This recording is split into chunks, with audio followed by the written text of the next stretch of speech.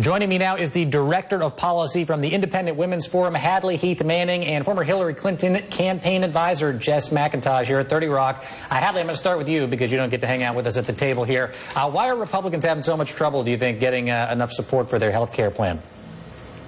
Well, they campaigned, many of them, on this promise to repeal the Affordable Care Act, and now it's time to put their money where their mouth is and fulfill that promise. But, of course, there's some provisions, like the provision about pre-existing conditions, we call it guaranteed issue, that many Republicans would like to keep. And so finding consensus among at least 50 Republican senators on how to repeal and replace this Affordable Care Act at this juncture is proving to be a real challenge for McConnell. I would say in their blitz to move forward with this particular bill that they're looking at in the Senate, I would encourage Republicans to slow down at least long enough to take the time to communicate why they're doing what they're doing, because many Republican voters understand this is fulfillment of a promise, but for those people who never wanted that promise to be fulfilled in the first place, they need to understand why Republicans are looking to lower premiums and bolster market competition to provide consumers with greater choices. Having been out there with the American people over the course of the campaign, they like their issues to be explained to them and not rammed down their throats. Let me turn to you, Jess. We just saw these 4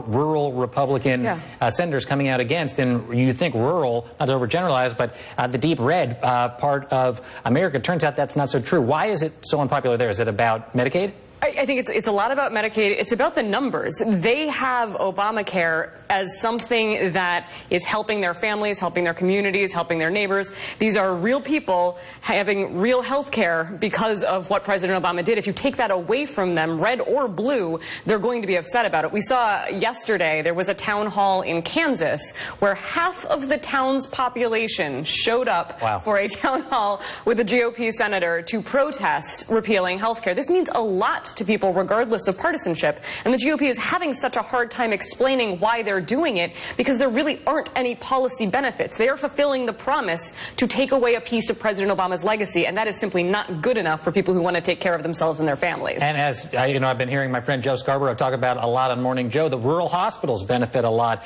from this Medicaid money as well. Hadley, Mitch McConnell's floating the idea of reaching out to Democrats if Republicans can't agree. Democrats get more leverage here because of this?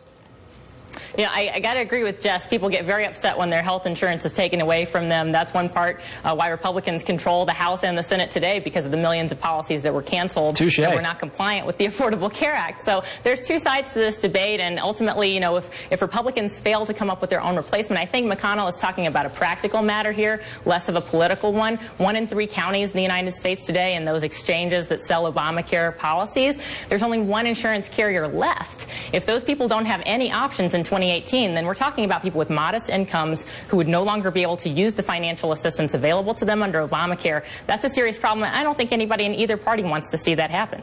Donald Trump continues, Jess, to bash Democrats on Twitter for not coming to the table. I don't get a single Democratic vote or support for health care. So can you see a scenario in which he wants to sit down with the Democrats and work this thing out? I don't see a scenario in which Donald Trump wants to do that. I see a scenario in which Republicans on the Hill are forced to do that. If they are willing to abandon this ideal of repealing Obamacare, and they are simply willing to work with Democrats to fix Obamacare, to shore it up, which is something that we have been talking about all along since the implementation of the bill, I think there will absolutely be people who want to do that. We don't want to see anybody without health care. That's a progressive ideal that Democrats on the Hill are trying to make sure is a reality. President Trump seems to have a very different idea. He has a blind partisan hatred of President Obama and everything that he put in. He made his political bones on a racist lie that the president was not born here, and he rose to popularity by promising to roll back everything that he did, from executive orders to Obamacare.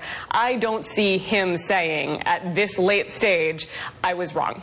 Well, you never know, though. We could get a tweet right now on Air Force One inviting them over by the time he gets home for dinner.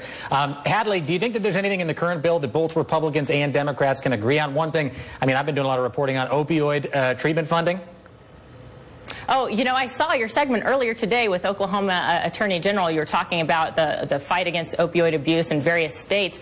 And I think that the changes in the Republican bill, you know, there's going to be some changes in terms of rolling back the Medicaid expansion. And I think some research from Jonathan Gruber could be instructive here. About 2 out of 3 people who were enrolled in the Medicaid expansion were actually eligible for Medicaid outside of that expansion. And so they could remain within the program. But the broader changes, the structural changes to Medicaid, would give states more flexibility to pursue their own line of attack against opioid abuse, which I agree is a critical issue and something that states are experimenting with now. Let's give them more freedom to do that with more authority, more autonomy over their Medicaid policies. Hadley, do you think that Republicans are going to be able to pass this thing before the August recess?